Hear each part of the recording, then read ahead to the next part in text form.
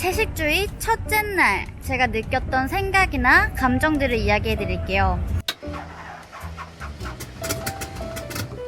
처음에는 그렇게 어렵지 않았어요. 아침, 점심은 여러분도 그렇겠지만 고기 없는 식사를 많이 했었으니까 그렇게 이상한 느낌이 전혀 들지 않았습니다. 근데 이제 장을 보러 갔는데 이제 거기에서 이제 고기 파트는 일부러 보지도 않고, 여기 뒤에 고기가 있지만 저는 오늘은 고기를 안 살 겁니다. 야채를 이제 사러 갔을 거 아니에요? 야채를 사러 갔는데 예전에는 다 고기를 위한, 고기 옆에 같이 먹을 야채들을 골랐다면 이번에는 야채가 메인이 되어가지고 그 요리들을 해서 먹어야 되니까 약간 감이 안 오더라고요. 대파를 굉장히 좋아하는데 그 대파도 고기랑 같이 구워서 먹을 때 좋아하는 거지, 대파만 이렇게 구워서 먹어본 적이 없기 때문에 이거를 대파만 구워 먹어도 괜찮을까 싶어서 선뜻 고르지 못하게 되더라고요. 요걸 좋아하는데 요거를 사실 고기랑 구워 먹을 때 맛있는 건데 이거를 그냥 뭔가 야채만 구워서 먹는다? 처량해 보일 것 같아. 근데 어제 마침 저처럼 이렇게 간헐적인 채식주의를 하는 친구를 만나서 대파에 대해서 이야기를 했더니 그 친구는 프랑스인 친구였는데 그거를 버터에다가 이렇게 볶아가지고 마늘이랑 볶아서 먹으면 맛있다고 합니다. 버섯도 같이 넣으면 맛있다고 했었던 것 같아요. 그래서 한번 그것도 해서 먹어볼 생각입니다. 이런 그냥 일반적인 식자재, 가공되지 않은 식자재를 고를 때에는 어려움이 없었는데 가공된 식자재를 고를 때에는 굉장히 어렵더라고요. 거기에 들어가는 재료들이 워낙 많다 보니까 거기에 조금이라도 동물성 재료가 들어가면 안 되니까 그런 거를 이제 판단할 때 굉장히 좀 어렵겠다라는 생각이 들었습니다. 여기가 폴란드임에도 불구하고 대형마트에서 김치라면을 팔더라고요. 김치라면을 까르푸에서 이렇게 팔고 있습니다. 김치라면 딱 봤을 때에는 채식주의 음식 같잖아요. 근데 또 모르잖아요. 거기 가공식품 안에 뭐 국물 베이스에다가는 어떤 동물성 재료를 넣을지. 그래서 지나가는 폴란드 사람 잡고서 여기 혹시 재료에 베지터리안이 먹으면 안 될 만한 재료가 있겠느냐라고 해서 물어봐서 없는 것 같다라고 해서 사기는 샀거든요.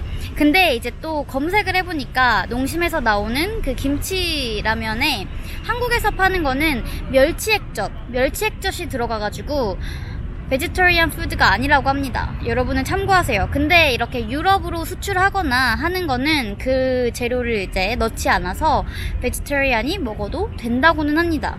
감자면도 샀는데요. 여기 감자면이 있는데 이 감자면도 고기가 안 들어간 것 같아서 사보려고 합니다. 감자면도 마찬가지였어요.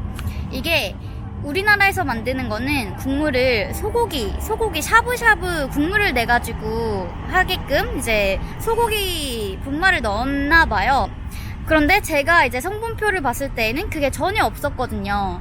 라면 제조사에서 이렇게 국내에서 파는 거랑 수출하는 거랑 약간 이렇게 성분이라고 해도 되나요? 성분을 다르게 한다고 합니다. 이 점 참고하시면 좋을 것 같고요. 그래도 저는 불안하니까 웬만해서는 제가 산 라면을 안 먹을 생각입니다. 거의 마지막 될 쯤 먹을 생각이고요. 그리고 제가 저녁으로 그 비건 케밥을 먹었는데요. 우선 맛은 나쁘지 않았어요. 엄청 맛있다, 이건 솔직히 아니고 맛있었어요. 나쁘지 않은 맛있는 맛? 그렇다고 해서 엄청 와우, 그냥 케밥보다 더 맛있어, 이건 아니었고요. 그리고 음식이 깔끔했어요. 먹고 배부를까 싶었는데 배가 부르더라고요. 근데 문제는 여기서부터입니다. 제가 집에 돌아가서 사둔 보드카를 마셨어요.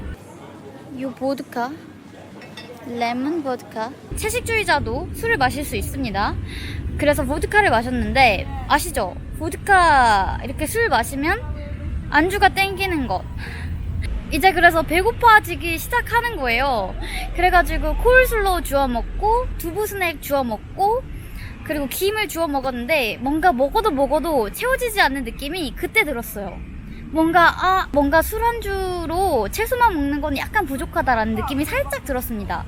그래서 결론은 오늘부터는 술을 안 마시려고요. 원래는 술을 마시려고 했어요. 왜냐면은 저는 이 채식주의를 하는 이유가 뭐 건강을 위해서? 이거는 사실은 아니거든요. 뭐 그런 거에 도움이 될 수는 있겠지만 주 이유가 전혀 아니거든요. 그렇기 때문에 뭐 술은 마셔도 된다라고 생각을 했는데 이게 안주를 먹을 때가 문제더라고요. 술을 그냥 먹는 건 문제가 안 되는데 안주를 먹을 때 내가 항상 그 술이랑 먹었던 안주들이 있으니까 그게 약간 생각나더라고요. 네. 뭐 이것도 익숙해지면 나아질 수가 있기 때문에 또 술을 아예 안 먹지는 않겠습니다. 다만 좀 조절을 해서 덜 마시기는 할 거라는 그런 이야기였습니다.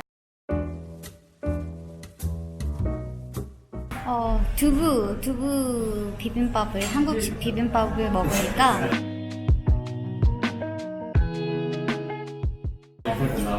내가 평생 베지터리언이 될 수도 있겠구나 라는 생각이 들었습니다. 정말 완벽한 채식주의 음식인 것 같고요. 정말 많은 사람들에게 추천합니다. 고기 대신에 두부를 넣어서 먹는 것. 이틀째에는 이제 비빔밥을 먹어서인지 하나도 내가 지금 채식주의를 하고 있구나, 고기가 먹고 싶다 이런 생각이 전혀 안 들고 하루가 지나갔고요. 간단한 술도 안 마셨어요. 그래서 전혀 힘들지 않았습니다. 그리고 비빔밥 먹은 게 꽤나 든든하게 오랫동안 가더라고요. 그래서 뭐 배가 일찍 꺼지거나 그러진 않았어요. 근데 제가 든 생각은 그냥 뭐 착각일 수는 있겠는데 고기를 먹었을 때는 그 배부른 게 약간 부대끼는 경우가 좀 있었거든요. 근데 그거에 비하면 확실히 소화도 좀 편안하게 되는 것 같고 그 부대끼는 느낌은 안 들었던 것 같아요. 그게 좀 신기했어요. 배가 부른데 부대끼지 않은 느낌. 정말 딱 만족스러운 느낌. 그랬습니다.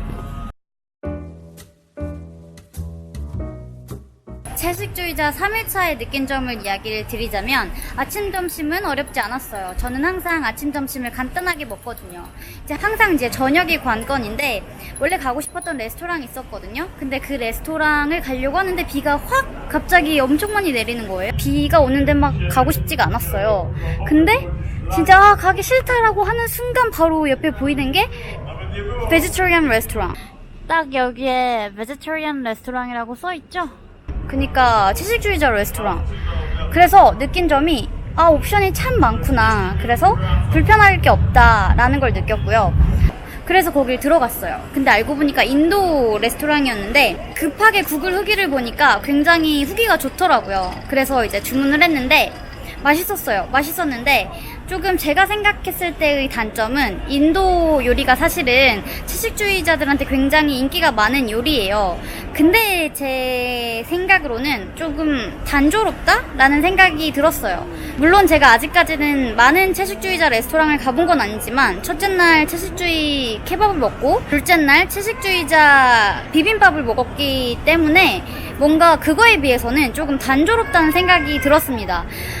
비건 케밥에도 굉장히 들어가는 재료가 많았고 비빔밥에도 그랬는데 이 인도 요리에서는 채소가 들어간 게 2개, 많아봤자 3개에다가 이제 두부 넣고 그리고 이제 소스 있는 거였거든요. 그러니까 맛있긴 한데 좀 다양성의 측면에서는 좀 부족했다라는 생각이 들었습니다. 이게 채식주의를 하면은 단점이 단백질을 완전하게 한 채소에서 한 곡류에서 영양을 받기가 힘들대요. 그래서 이제 다양한 곡류, 다양한 채소를 먹는 게 중요한데 그런 부분에서 인도 음식은 뭔가 하나하나 따져보진 않았지만 부족한 점이 있지 않을까라는 생각을 해봅니다. 그런데 맛적인 측면에서는 만족했습니다. 그리고 제가 저녁을 조금 일찍 먹은 편이어서 배가 빨리 꺼지지 않을까? 잠자기 전에 배고프면 어떡하지? 라는 생각을 했는데 그러지 않았어요. 밥을 먹어서 그런지 꽤나 끝까지 든든했고요. 그리고 술도 마시지 않아서 그 가짜 배고픔이 생기지 않더라고요. 저는 확실히 술을 마시면 가짜 배고픔이 생기는 것 같아요. 많이 먹었어도 술을 마시는 순간 뭔가가 땡기는, 이게 습관인지 아니면 뭔가 술을 마셨을 때 몸이 필요하다는 신호를 보내는 건지는 모르겠지만 그래가지고 안 마셨습니다. 이게 지금 제가 채식주의 식단을 해서 몸이 가벼워지는 것보다 술을 안 마셔서 오는 가벼움이 더 클 것 같다라는 생각까지 했습니다. 그럼 안녕? 따라라라라. 달라라